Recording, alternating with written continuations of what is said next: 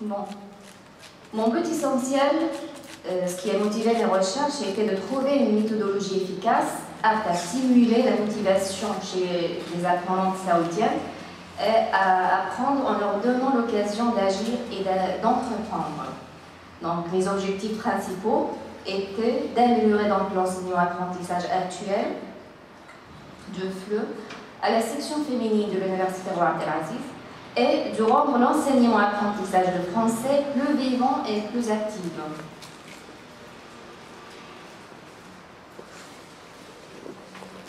En fait, je cherchais une méthodologie qui m'aide à dépasser les pratiques d'enseignement-apprentissage adoptées par le système éducatif saoudien, des pratiques fortement enracinées, figées et apparemment immuables, où les savoirs sont transmis de façon verticale, où les modalités d'enseignement conservent un caractère transmissif et unilatéral.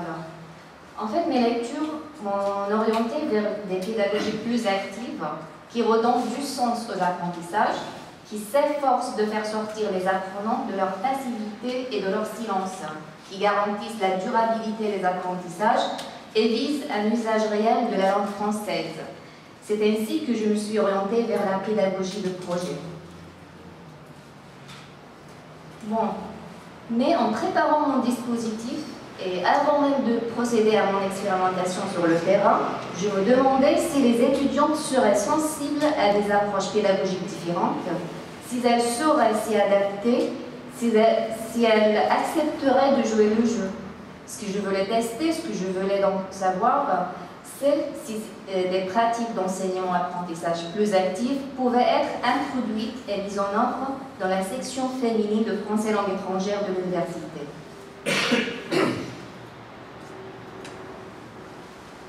Donc, je pensais, mais il ne s'agissait encore que des hypothèses, que pour obtenir une réelle amélioration de l'enseignement du français à mon université, il fallait procéder à de réels changements dans les modalités d'enseignement-apprentissage, que la pédagogie de projet m'offrait un cadre pertinent dans lequel m'insérer, un cadre présentant de nombreuses garanties au niveau de la motivation et de la mise en activité, puisqu'il s'agit d'entreprendre et de mener à bien, et au niveau des apprentissages, qui est donc plus proche des modalités naturelles d'apprentissage.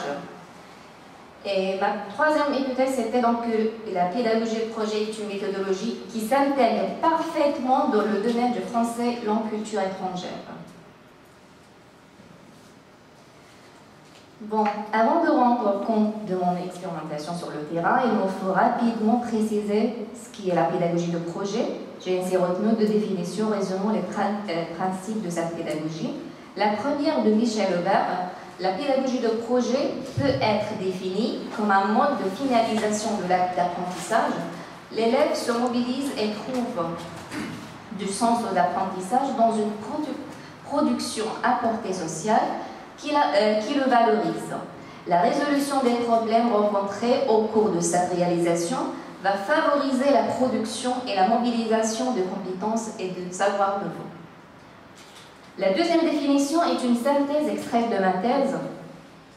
Bon, la pédagogie de projet est une méthodologie apparentée à la pédagogie active qui vise la construction de connaissances et de compétences et repose sur l'agir, sur la réalisation collective d'une production concrète et socialisable. Socialisable, c'est-à-dire s'inscrire dans la réalité et s'adresser donc à un vrai public ou bien à un vrai destinataire. Elle engage les apprenants dans un projet, un processus qui traverse plusieurs phases, négociation, concertation, planification, exécution, production, évaluation, et qui les amène, moyennant d'un ensemble de ressources et d'outils, à résoudre par eux-mêmes et en collaborant les problèmes rencontrés et à accomplir dans un temps déterminé de nombreuses tâches. Merci de votre accueil, en tout cas. C'est fort agréable. Oui, pour le public, je signale que les applaudissements sont réservés à la fin. Voilà. Vous applaudirez à la fois le jury et la...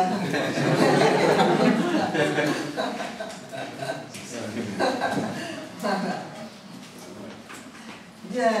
Merci de votre exposé, Nabal, et soigné et agréable. Et je passe donc tout de suite la parole au professeur Christian Purin, s'il est en état de l'apprendre, mais en tout temps quand même de boire un petit peu. Voilà, le professeur Purin que vous citez beaucoup d'ailleurs dans... Oui, non, je n'ai pas à me plaindre de cette... Oui, alors voilà, on me demande de donner l'ordre de parole. Donc le premier intervenant sera le professeur Purin qui sera le rapporteur donc, dans ce jury. Le deuxième, le professeur Laroussi qui a, comme il dit tout à l'heure, fait déjà le pré-rapport.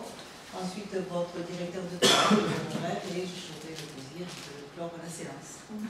Donc, professeur Purin, tu as combien? 20 minutes aussi? Voilà, 20 minutes et plus quelques minutes ensuite. Oui, oui, absolument, je serai terrible. Ok. Bien, bonjour à tous. Cosmani. J'ai lu votre thèse, bien sûr, avec intérêt d'abord, ne serait-ce qu'en voyant le titre de la thèse. Et avec plaisir ensuite, et beaucoup de satisfaction, non pas parce que je suis beaucoup cité, mais parce que d'autant plus que les idées de projet, c'est pas moi qui les ai inventées, mais par contre vous les avez très bien, me semble-t-il, exploitées. Si je reprends les termes de mon pré-rapport qui était très élogieux, je parlais de vos lectures qui étaient nombreuses, qui étaient bien centrées sur la problématique, de votre écriture qui est très claire, de votre esprit de synthèse qui est tout à fait remarquable, de votre capacité à relier théorie et pratique, mais je reviendrai un petit peu sur la question parce que cette liaison théorie-pratique, elle se fait seulement dans la deuxième partie vis-à-vis de la première, alors qu'il aurait peut-être fallu jouer l'alternance, c'est un mot à la mode. Vous avez, j'aurais pu commencer par là quand même, pour vous en féliciter, une bonne préoccupation du contact avec vos étudiants, de l'efficacité de votre travail, un investissement dans votre travail qu'on ne peut que féliciter, et ce que je considère comme une bonne sensibilité, une bonne inventivité didactique. Vous devez sans doute être une très bonne enseignante. Si vous venez en France faire des cours d'arabe, là je m'inscris tout de suite sans aucun problème. Vous avez une écriture qui est excellemment maîtrisé du point de vue conceptuel. C'est rare. Dans la conclusion, vous avez un très bon retour aussi sur les hypothèses initiales. Par contre, j'ai quelques petites réticences sur l'introduction, dont je vous ai parlé, je pense, dans mon rapport de thèse, qui me semble un peu limité par rapport à ce qu'on attend en France d'une introduction, qui n'est pas seulement une présentation du travail, mais qui présente le travail, mais qui présente surtout la mécanique de recherche du travail, c'est-à-dire la problématique. Bon, pour résumer, si vous voulez, cette première partie, c'est un ensemble qui me paraît très convaincant du point de vue scientifique, mais c'est ce qui m'intéresse aussi, et c'est en ça que c'est une thèse didactique. C'est un travail qui est certainement très intéressant pour la formation des enseignants, et j'espère que votre travail pourra impulser un petit peu cette dynamique que vous cherchez à impulser dans votre université. En tout cas, on ne peut que le souhaiter. Non, c'est pas le dernier point, parmi les motifs de satisfaction, vous avez une capacité d'analyse et d'exploitation réflexive de votre travail qui est tout à fait impressionnante quand on sait, vous l'avez rappelé, que votre projet n'a été réalisé, alors moi je pensais que c'était sur 18 heures, mais en fait c'est sur 10 heures, seulement sur 10 heures avec, alors j'ai interverti peut-être 18 étudiantes, non c'est ça, 12 étudiantes, donc c'est bien ça, 10 heures avec 12 étudiantes en plus de niveau A2, donc vous utilisez à partir des pages 220 un outil d'analyse tout à fait impressionnant avec 11 critères différents que vous avez d'ailleurs repris sur votre tableau. Beaucoup de thèses pêchent beaucoup justement du côté du retour sur expérience et d'évaluation. Là, vous avez fait vraiment un sans faute et c'est une thèse qui est un modèle du genre. Sur l'approche interculturelle, j'ai eu au début la même réaction que mon collègue co-rapporteur, c'est-à-dire je me suis dit mais pourquoi aller faire ça sur la cuisine arabe du pays et non pas sur la cuisine française. Et puis, comme je le disais d'ailleurs dans mon introduction, très souvent quand on se pose des questions, on fait des critiques, vous y répondez, peut-être un peu tard. Donc, je crois que maintenant le moment est venu de passer la parole à votre directeur de thèse, le professeur Bruno Moret. Merci. Bon, merci. Donc, je vais prendre la parole après les deux pré-rapporteurs, dans un rôle un peu différent, qui est le rôle du directeur de recherche. Je ne vais pas rentrer autant dans le fond du travail que ont pu faire mes collègues. Ils vous ont dit beaucoup de choses sur votre travail. Moi, je vais reprendre un peu l'historique de votre travail et les moments par lesquels vous êtes passé dans cette recherche, et puis en souligner aussi les différentes articulations, de son point de vue qui sera complémentaire avec ceux de mes deux collègues et sans doute de Michel Madère et moi. D'abord, je dois vous dire que je suis très content de vous voir mener à bien ce travail de thèse dans une durée de thèse qui est une durée totalement conforme à ce qu'on attend d'une thèse actuellement. Donc la soutenance du Master 2 c'était en 2008, j'arrivais de l'étranger, Michel Léa m'avait invité, puisqu'elle était votre directrice de Master 2, à participer à votre soutenance, et puis ensuite vous êtes tombé d'accord pour travailler avec moi, puisque j'avais la capacité de vous diriger, et que Madame Verdeillan était appelée sur d'autres cieux, d'autres occupations. Et donc j'ai accepté de vous diriger, et je dois dire que voilà, on est en l'année 2012 et votre thèse est terminée. Et ça, je dois dire que c'est déjà pour moi une immense satisfaction que cette rapidité avec laquelle vous l'avez menée.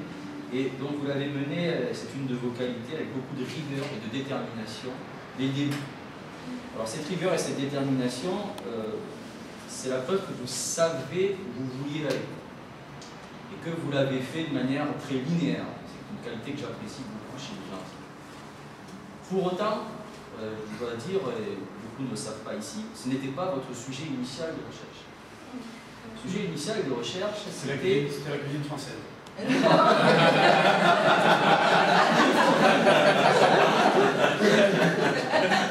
Trêve de plaisanterie, c'était le pot-au-feu. L'influence du pot-au-feu dans la didactique interculturelle. C'était sur l'utilisation des TIC, la possible utilisation des TIC pour le renouvellement des modes d'enseignement apprentissage du français au sein de l'université. Donc vous étiez parti sur une thèse beaucoup plus autour de l'utilisation du web 2.0 et du web collaboratif tel qu'il existe aujourd'hui, sans remettre le web traditionnel, pour justement rénover l'enseignement apprentissage du français. Donc au départ, vous êtes parti sur toute la première année, on a été ensemble dans le dialogue autour de ces questions. Pendant toute une année, toute la première. Je vous ai fait rencontrer notamment Thierry Soubrier de l'Université de Grenoble, avec qui vous avez beaucoup discuté, etc. Parce que moi, je ne suis pas spécialiste de ces questions. Je l'ai accepté parce que, après tout, on peut toujours encadrer, même si on n'est pas complètement spécialiste, à condition d'aller vous adresser à des gens qui le sont plus que vous. C'est le cas. Puis, chemin faisant, vous vous êtes dit, maintenant peut-être que je vais prendre un autre angle d'attaque, et c'est là qu'il y a eu une réorientation à la fin de la première année autour de cette pédagogie du projet qui s'était imposée chemin faisant comme étant sans doute le centre de ce que vous vouliez faire dans une possible rénovation de l'enseignement au sein de l'université dans laquelle vous travaillez.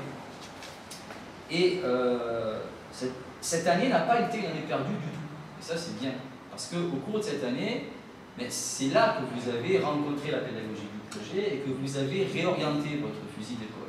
Alors on voit des traces de cette première thèse possible dans l'utilisation des nouvelles technologies telles qu'elles sont faites ici, et dans l'utilisation intelligente comme un outil, parmi d'autres, et elle fait partie de votre horizon conceptuel, et vous maîtrisez vous-même bien les technologies de la communication puisque vous faites un bon usage des documents, on le voit, des mises en page, des PowerPoint et autres outils de présentation.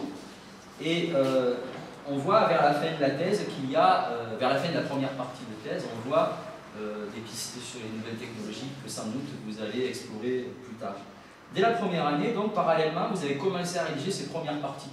La première partie de thèse, la présentation du pays, qui certes, je rejoins Feuille aussi là-dessus, est rapide du point de vue sociolinguistique, mais vous ne faites pas une thèse en sociolinguistique. Donc pour ma part, je ne vous le reprocherai pas.